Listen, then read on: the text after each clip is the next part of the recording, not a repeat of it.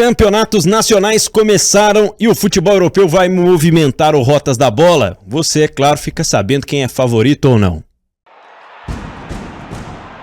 Tudo sobre futebol internacional. Rotas da Bola.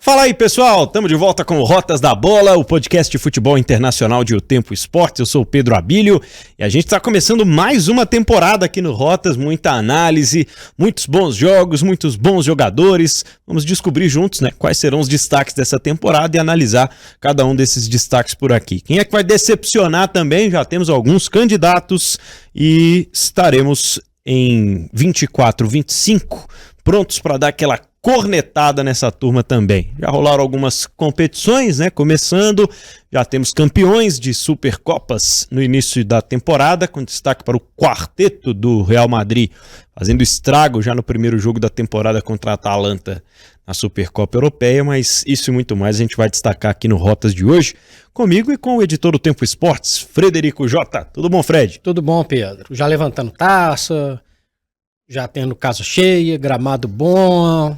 Muita coisa interessante. Gramado bom é ótimo, né? Porque, nessa temporada. Nossa, né?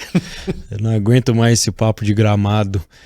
Mas a temporada europeia, ela vai mexer muito com o Real Madrid, eu acho. Acho que a gente vai ter por base aí o que esperar, né?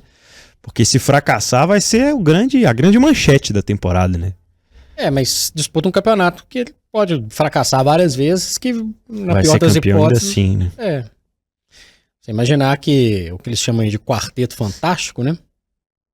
Traduzindo, Bellingham, Mbappé, Rodrigo e Vini Júnior, que aliás recebeu uma proposta lá, um caminhão de dinheiro saudita. Se esses caras jogarem mais ou menos, Pedro, o Real vai fazer alguma coisa bacana na temporada. Né? Lembrando que ainda tem o Modric por lá, não tem mais o Kroos, mas tem o Tchouaméni, o Camavinga, tem o Courtois, tem o Militão. Tá bom, tá não?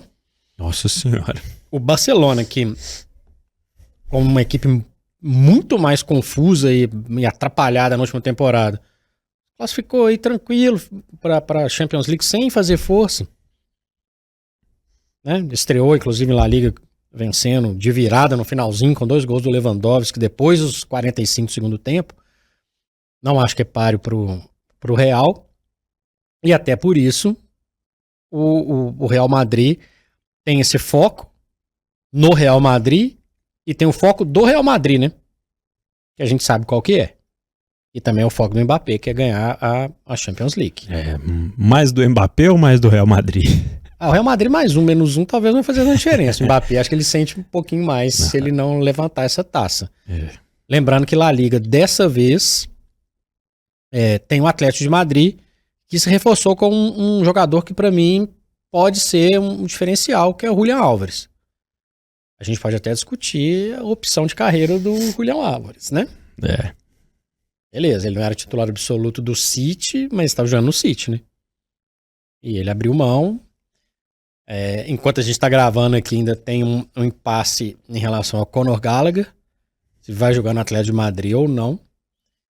E caso, mesmo que não confirme o Gallagher, o que eu acho interessante? O Atlético de Madrid abriu os olhos para um mercado que até então ele não enfiava a mão. Verdade. Não só abriu os olhos, como abriu o cofre também, né? Abriu a mão, né? Acho muito interessante. Imagino que vai trazer um pouco mais de competitividade, não a ponto de desbancar o favoritismo do Real Madrid. E para mim fica uma coisa interessante, ô Pedro, porque de um tempo para cá, a gente pode falar que existem jogadores ingleses fazendo o caminho inverso, né? Caso se confirme até quando você estiver ouvindo ou nos vendo a contratação do Gallagher. Mesmo que dê errado, é um mercado que normalmente é muito fechado, né? Por lá jogou o Trippier, né? Há algum tempo. Mas... Bateu e voltou, né? Bateu e voltou. Não é muito comum. Porque tem Smalling e Abraham na Roma, né? Na Itália. Levou o Mourinho que levou, obviamente o caso do Bellingham. e tem o Kane.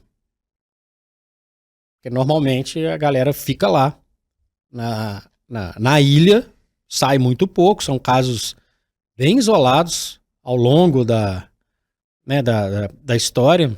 Eu lembro aqui do Lineker, que jogou no Barcelona e foi bem. E de casos efetivamente isolados. Steve McManaman, do Liverpool, Real Madrid, Michael Owen, também sem muito destaque, também não jogou no meio dos Galácticos, né? Mas é um mercado que se abre, que para mim é um reflexo também do que acontece aí sim no nível de seleções. Os caras se destacam, começam a aparecer e tem grana, né? Eu me surpreendi o Atlético de Madrid.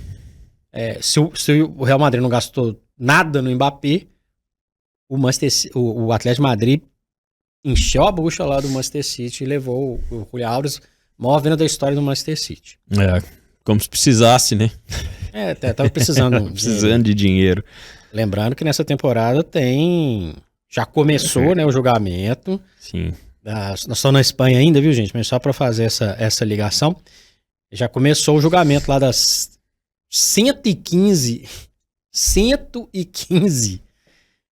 possíveis punições, né? Os 115 temas que o Manchester City regras que teria infringido da Premier League.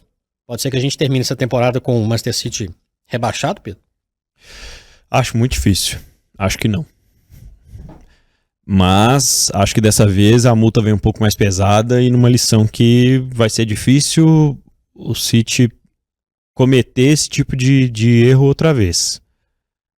Eu acho que punição na pontuação a essa altura do campeonato, não sei, vejo com um pouco de dificuldade, com um pouco de pessimismo, porque são vários os clubes que repetem essas mesmas questões temporada após temporada e ainda assim continuam sendo eles, os gigantes. Então, não acredito muito numa punição nesse peso todo.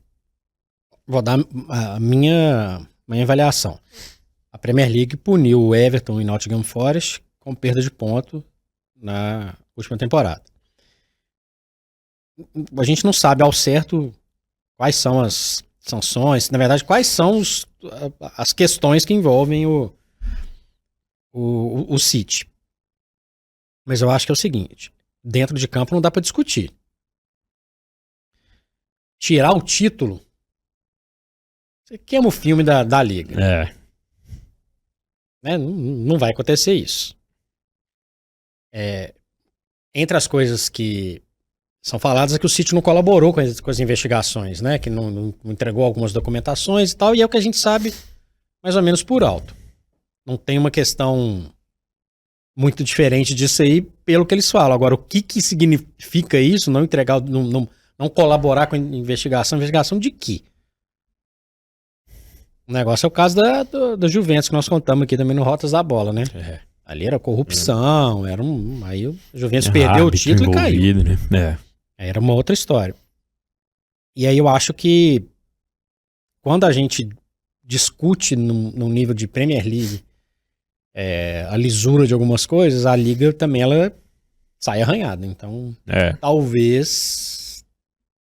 O que eu acho é isso, que a partir de agora a rota mudou de vez.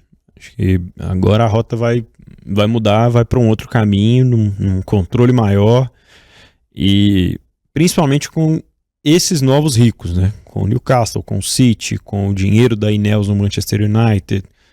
Acho que vai dar uma segurada porque as situações de City, Chelsea, o próprio United, Paris Saint-Germain, né? Saindo da Inglaterra, enfim, tem inúmeras outras. São situações que provam que o controle é falho, que provam que alguma coisa está errada ali e que acaba tirando um pouco da justiça do jogo, né? Simplesmente por um ter e o outro não ter. Então, em algum momento, eles precisariam, né, tornar essas regras de fair play financeiro mais rigorosas e acho que dessa vez vai. Acho que agora a tendência é fechar um pouco a torneira. E a gente falou do City porque você começou falando do Real. O Real, assim como o City, já ganhou taça. O Real ganhou a Supercopa da Europa, em cima do Atalanta. Inclusive já estreou na Série A ganhando de 4-0 fora de casa, é o líder com uma rodada, né? Se o campeonato terminasse hoje... Atalanta quebraria o jejum e seria campeão italiano. O Real já leva a taça, ou seja, o Mbappé não foi o Kane do Real Madrid, né? Chegou, jogou uma Supercopa, embolsou e levou. Porque quando a gente fala do Real e o assunto roda para o City, talvez sejam essas duas equipes as favoritas, mais uma vez, na Champions League. A minha avaliação neste momento, agosto de 2024, é essa. Vai acontecer? Vai funcionar? Simplesmente não sei. Mas acho importante a gente já dar aquela cravada aqui. Esses dois começam, a meu ver, com um nível de futebol acima dos mortais ali. De novo. Lembrando que o City foi eliminado pelo Real Madrid na última Champions League, o Real Madrid pelo City na outra, os dois ganharam as duas últimas. O City saiu invicto, inclusive, né, da Champions League. E o City levou a Supercopa da Inglaterra, Community Shield, com um time misto. Totalmente desconfigurado, né? Sem Rodri, sem Foden, sem Walker, sem Stones. Diante do Manchester United, que... Depois a gente faz a previsão. A gente entrar só em Premier League, a gente faz uma previsão. Boa. Queria só repercutir antes, Fred, essa escalação do Real Madrid. O Endrick é uma opção no banco de reserva, a gente já tinha falado sobre isso aqui no fim da temporada passada, né, de que chegaria para somar nesse sentido, ainda precisa passar por um período de adaptação, mas é uma escalação que muda pouco, mantém a espinha dorsal e acrescenta ali o Mbappé. Inicialmente jogando um pouquinho mais livre, né, um pouco mais solto, mas acho que até encontrar de fato o espaço dele ali centralizado como um falso 9, como um jogador que vai buscar o jogo mais perto do círculo, consegue construir de frente para o jogo, tem as opções ali com o Vini e com o Rodrigo ao lado dele. Tem arrancada. Tem muita velocidade, né? Uma explosão fenomenal. Já chega metendo gol nessa decisão de Supercopa. Aí continua jogando com 3 jogadores ali no meio, né? Com o Bellingham, o Tchouaméni e o Valverde. Assim, muda pouco. É um time já estabelecido e com um cara como o Mbappé. Tem como dar errado? Tem. Acho que, assim, dar errado é alguma coisa relacionada ao treinador. Eles têm isso tudo e o Carlo Ancelotti, né? Exatamente. O cara está acostumado a conviver com essas estrelas, acostumado no crescimento de jogadores jovens, né? Porque desse bolo todo que você falou aí, o quarteto fantástico, Tchouaméni e Camavinga, os principais jogadores, exceto o Modric, que é um outro departamento, todos jogadores jovens. Ainda tem isso. Aí eu vou te devolver uma pergunta. O que é uma temporada dar errado pro Real Madrid? Perder La Liga, né? Não ganhar a Champions League, né? Não ganhar a Champions. La Liga, perder esse ano, ganhar outro, ok. O Real Madrid é um time, um clube talhados, feito para ganhar a Champions League. Pra brilhar no maior palco ali do futebol mundial. É isso. Os galácticos estão lá, não é para ganhar com todo respeito do Alavés, do Getafe, não é. É para brigar com o Juventus, com o Manchester United, com o Milan. A história é essa. Não ganhar La Liga vai trazer um pouquinho de incômodo? Vai, mas é um incômodo que acontece de manhã, termina de noite. A Champions League, não. Uma campanha ruim na Champions League, não ganhar a Champions League, ser eliminado de repente, como foi eliminado da outra temporada, tomou 4 do City, alguma coisa assim, aí sim é uma temporada muito ruim. Tem como dar errado? Tem. Se você imaginar que colocaram no mesmo time Figo, Zidane, Ronaldo, Roberto Carlos, Casillas, estou esquecendo de alguém aqui, Michael Owen, que eu citei aqui, Beckham, tem mais gente aí, Michel Salgado, titular da seleção, enfim, e erro em algum momento. Esses caras não ganharam a Champions League. Pelo Real Madrid, não. Todo mundo junto. Todo mundo. Você pensa que pra frente ali, vou repetir. Zidane, Beckham, Figo, Ronaldo, Raul, que eu tinha esquecido aqui. Michael Owen, Roberto Carlos, na defesa, tá doido. Não ganhou. Então, tem como dar errado? Tem.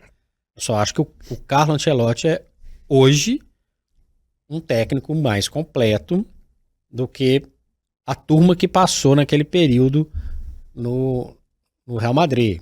O Carlos Queiroz, por exemplo, que era auxiliar do Ferguson no Manchester United, foi treinar o Real Madrid, não tinha cancha para isso, tentaram algumas soluções caseiras, mas imaginar que esses caras juntos não ganharam, tem chance de dar errado.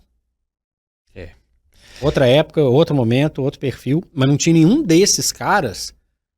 O cara tava arrastando já com 36 anos de idade, a carreira já no fim. Não tinha ninguém, né, Pedro? É verdade. Nem ninguém. Muitas jogadas. Procurem no YouTube aí, gols dos Galácticos. Você vai ver gols maravilhosos. O Zidane passando o pé em cima da bola, o Beckham virando um jogo, uma bola da defesa lá no ataque, golaço do Ronaldo e tal. Mas eles não ganharam a Champions League. Ou seja, né, tem tudo para dar certo, mas não é muito distante também do peso ali nessa linha tênue para dar errado para um projeto do tamanho desse do Real Madrid. Eu vi uma especulação no dia em que a gente está gravando esse episódio, Fred, de que o Gundogan, depois de anunciar que não vai jogar mais pela seleção, pode voltar para o City. Fechando aqui essa ponte aérea, né, falando de Espanha e Inglaterra, tem lugar de novo no coraçãozinho do Guardiola? Tem. O Gundogan simplesmente é o capitão do treble. Só isso. E aí acredito que seja para parar, né? Para voltar para encerrar. Ele fez o gol mais rápido da história das finais da FA Cup, né? Fez um gol com nem 10 segundos de bola rolando.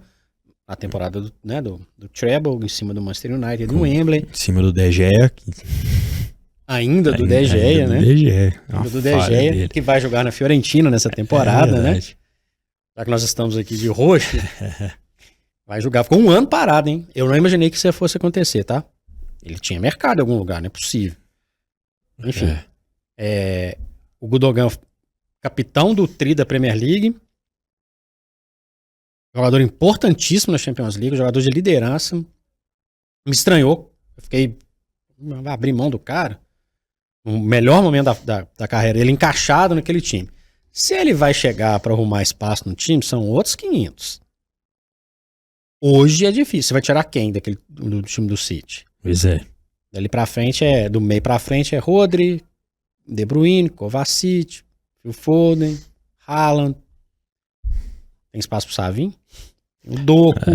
Primeiro jogo da Premier League até começou como titular, né? Entrou, né? Entrou na final da Supercopa. Começou o primeiro jogo da Premier League contra o Chelsea titular. Foi substituído no intervalo pelo Foden porque sentiu dor no joelho, segundo o Guardiola. Mas tá lá, mais né? pra pegar ritmo, né? Tem o Grealish. Não é nenhum extra classe, mas tá lá. Fora Rico Lewis, Oscar Bob, os meninos que o Guardiola começa a colocar. Mas você queria o Gundogan no seu time? Eu queria, então. Qualquer hora. É um grande jogador. E eu fico imaginando assim, às vezes a gente fica aqui, a gente usa um tom um pouco jocoso para falar de La Liga, mas a La Liga é inferior à Premier League. E óbvio que o jogador que chega no nível do Gundogan, na hora que ele faz uma comparação assim, acho que era mais legal jogar lá, hein? Acho que isso passa na cabeça do jogador. Nós estamos falando do Barcelona. Imagina, o cara morar em Barcelona, jogar em Barcelona. Sensacional. Mas o campeonato em si, a maioria dos jogos que ele faz ao longo do ano é diferente. E pegou um Barcelona também muito irregular, né? Muito irregular. E ainda nessa ponte, Espanha e Premier League, até porque tem outras coisas interessantes que eu queria falar de Premier League. Uma coisa também me assustou nessa temporada, nesse balanço da última temporada, na verdade. Pra mim era início do Vitor Roque se firmando. E a gente tá vendo o Vitor Roque vai estar em algum lugar, não no Barcelona. Não deu certo. A sensação que dá é que o Xavi não gostou do estilo, né? Que esperava uma coisa e quando chegou lá ele não curtiu muito. Mas tem uma sensação de que tá muito relacionado à convivência com o treinador da última temporada, né? Que não deu liga no estilo de jogo, teve pouquíssimos minutos em campo, chegou até a fazer gol, né? Mas não parece ter agradado taticamente, sei lá. Saiu do radar. É impressionante dizer isso, mas o Vitor Roque hoje não tá no radar. É no radar de seleção brasileira, Pelo menos assim, foi pro Barça, então do Barça ele vai sair para um mercado no mínimo intermediário, né? Nem que seja por empréstimo.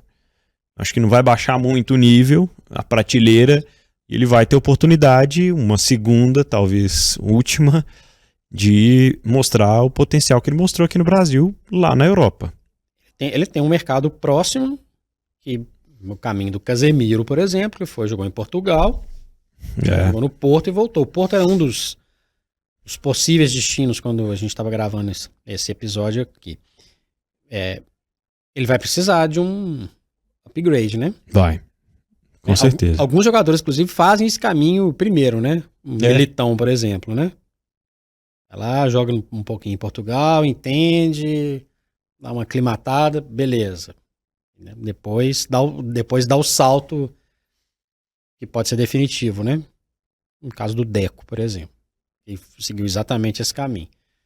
Talvez ele foi com uma expectativa muito grande. O Endrick também vai ter que entender isso nessa temporada. E a gente vai entendendo também, né? Porque a gente coloca a nossa expectativa enquanto formadores de opinião sobre o jogador, mas com base no mundo de possibilidades, né? Porque chega lá é um outro universo, principalmente na vida pessoal, né?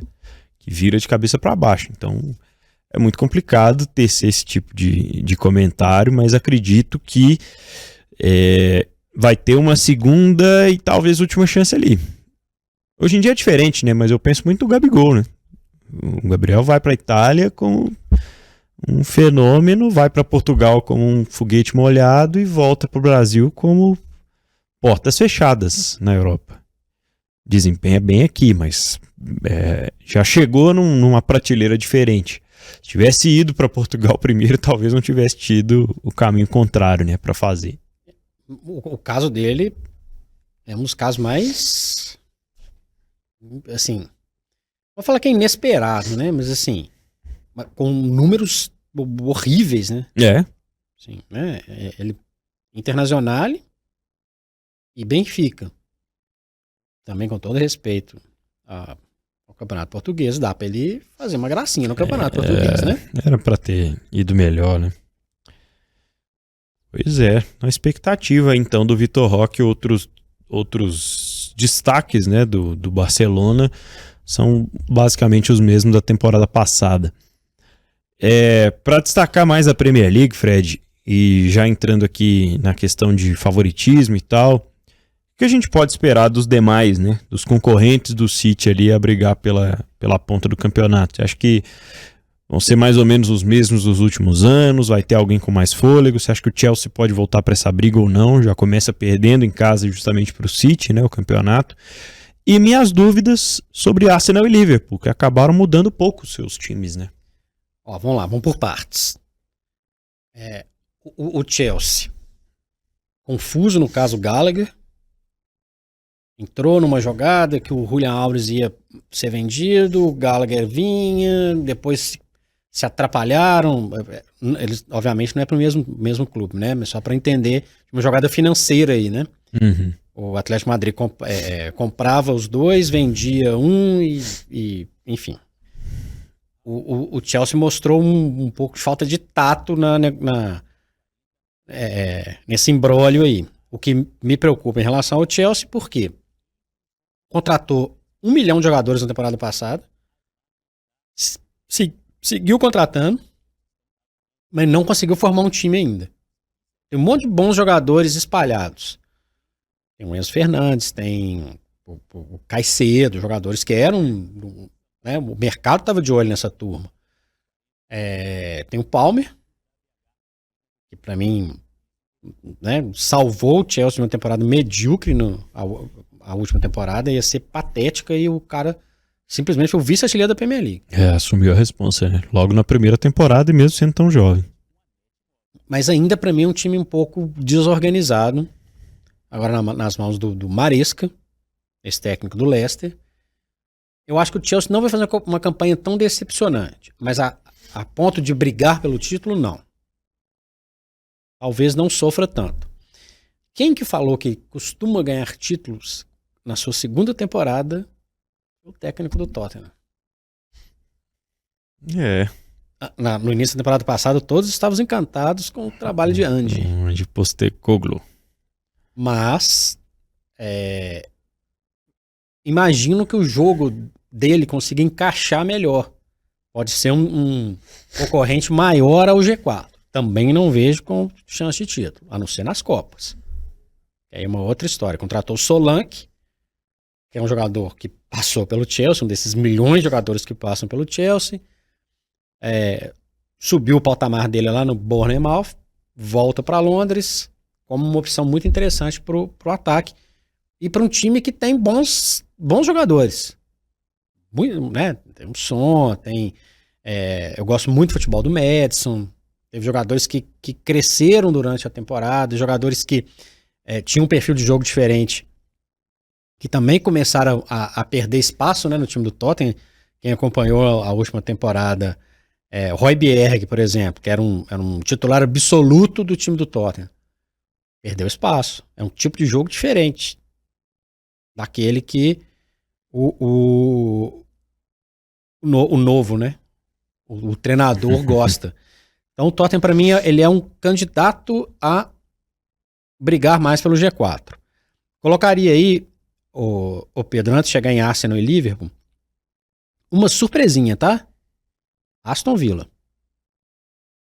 O Aston Villa é um time de Champions League. Eu acompanhei o West Ham e Aston Villa, foi pela primeira rodada. O West Ham muito bem reforçado em casa. E o Aston Villa mostrou uma maturidade muito, muito interessante para vencer o jogo. Tem Dibu Martinez, tem Oli Watkins, contratou o Onaná, o meia belga.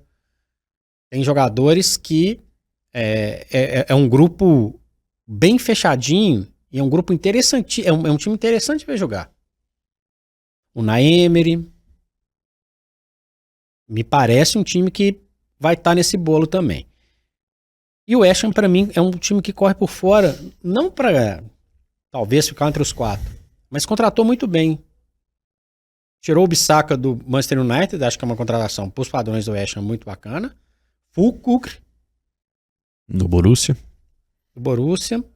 Tirou o Guido Rodrigues, campeão da Copa América pela Argentina. Tirou o Somerville do Leeds, que era um jogador com muita possibilidade. É um time interessantíssimo. Tem o Paquetá, se ele não se enrolar aí mais uma vez, né? Não. Tem o Kudus, que joga muita bola. O West é um time interessantíssimo. É o Lopetegui, o técnico. É um perfil diferente do David Moyes. Para mim, vale ficar de olho que vai brigar ali por competição europeia. Quem vai brigar com o City? Eu não vi o jogo do Arsenal, vou ser sincero. Eu vi os melhores momentos. É o Arsenal do Arteta em mais uma temporada de afirmação. Isso não vai acabar, não? Será? Acho que é hoje quem está mais próximo do City. Acho que já criou a casca, beleza. Já perdemos alguns, chegamos perto, agora a gente vai. Eu acho que é o principal candidato. Eu acho que hoje com mais estrutura. Tá num processo de crescimento ainda. Não é o time completamente pronto como o Manchester City. Mas é candidato. Se tirar o City, para mim, é o Arsenal. Pelo perfil de jogo, pela imposição ofensiva, por ter Declan Rice, que para mim... desequilibra, né? É muito acima da média. Eu vi Ipswich e Liverpool. Esse eu vi. Aliás, gostei do Ipswich. Segurou o Liverpool por um bom tempo. Mostrou um time organizadinho. Enfim, bem interessante para quem há 20 anos não jogava um jogo de primeira divisão. E está com Calvin Phillips lá, né? Promessa inglesa que tem mais uma chance. O Liverpool tem uma base que é estabelecida, um técnico que pensa um pouco diferente do Klopp. E quando você olha quem senta no banco de cara no jogo do Liverpool, você percebe que alguma coisa vai mudar. O Darwin Núñez é banco. Ou pelo menos foi banco contra o Ipswich. Questão de encaixe mesmo, né? Pois é. Então você começa a vislumbrar uma coisa um pouquinho diferente. Vai ser uma característica, uma coisa comum ali? Uma constante, né? Não sei. Mas são perfis diferentes. Ele começou com o Diogo Jota. O Alexander Arnold jogando não tão avançado. Então, assim, tem umas mexidinhas que eu achei interessantes. Jogou contra um time que tinha acabado de vir da primeira da Championship, no seu primeiro jogo depois de muito tempo na Premier League. Mostrou capacidade de vencer, porque é difícil jogar contra esses times. Pelo entusiasmo, etc. E até pela bola mesmo. Um time extremamente organizado. O Ipswich. Agora, o Liverpool, ele tá pra mim, pelo menos nesse início de temporada, um patamar um pouquinho abaixo. Eu vejo o Arsenal como um time mais envolvente, um time mais estabelecido, com um padrão de jogo do técnico que tá lá há mais tempo. Acho que tem vários fatores. Faltou falar do Manchester United, que ele entra pra mim num bolo que tem o Tottenham, que tem o Aston Villa, brigar pela Champions, que tem o Chelsea, tá nesse bolo ali. O primeiro jogo deixou uma impressão ruim. Pra variar, né? Um jogo meio travado, não era um jogo fluido de ver. Não gostei. Perdão. Não gostei. Não, sinceramente, não... Né? Venceu com um gol faltando 3 minutos pro fim do jogo. Meio que ali no abafa. Tem que saber se os jovens vão dar um crescida, upgrade, né? Ali. Garnacho, Højlund, Mainu, Sancho, vai ficar, não vai. Um time muito dependente desses jogadores para ganhar a Copa na temporada passada, que credenciou o time a jogar a competição europeia, né? Mas assim, beleza, ganhou a Copa. Importantíssimo, FA Cup, etc. Mas em nenhum momento convenceu. Esse time vai funcionar. A gente não sabe o que o Zirkzee vai fazer, a gente não sabe o que o De Ligt vai fazer. Não dá pra saber. O Casemiro parece, a princípio, em melhor forma. Mas, assim, pra mim, não compete. Tá muito abaixo do City, do Liverpool, do Arsenal e briga com o Tottenham. Se esses caras que chegaram aumentarem o nível de jogo. Pra mim, é essa briga. Lembrando que tem um Aston Villa ali, que é um time de Champions League que vai entrar nesse bolo. Boa. O que mais você queria destacar nesse primeiro episódio da temporada dos clubes, Frederico? Eu vou destacar aqui os 4-1 do Al Hilal no Al Nassr, né, de cara na Supercopa Saudita. Houve uma especulação muito forte sobre levarem o De Bruyne, né, para a Arábia Saudita. Ederson também. A volta do Neymar. Tô um pouco assim, curioso para que rumo vai tomar, porque beleza, explodiu, mas não alcançou nada além de um pequeno barulho.